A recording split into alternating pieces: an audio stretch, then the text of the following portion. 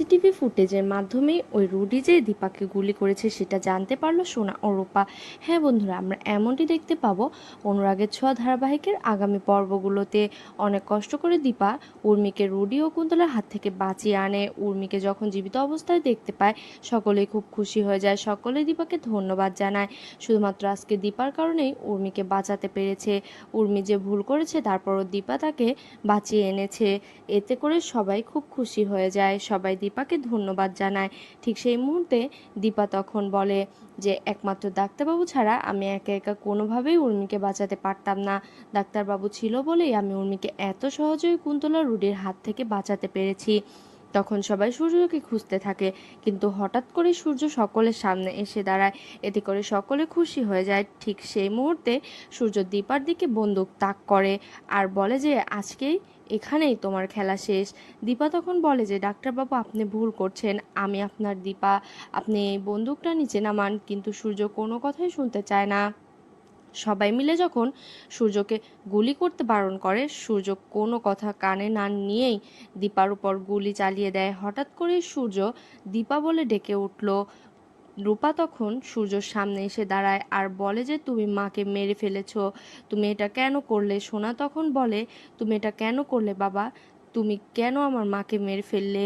সূর্য কিছু বুঝতে পারে না, সে কখন এটা করলো। সূর্য তখন বলে আমি এটা করিনি, আমি দীপাকে মারতে পারি না, তোমরা কেন আমার কথা বিশ্বাস করছো না? সূর্য বারবার বলতে থাকে সে দীপাকে গুলি করেনি। এতে করে সবাই অবাক হয়ে যায়, সূর্য হঠাৎ করেই মিথ্যা কথা কেন বলছে, কেউ কিছু বুঝতে পারছে না। সোনা তখন বলে তুমি আমাদের সবার চোখের সামনে মাকে গুলি করেছো। সূর্য তখন বলে যে আমি সত্যি এই গুলিটা করিনি, আমাকে বিশ্বাস করো তোমরা, আমি সত্যি কথা বলছি, আমি গুলি করিনি।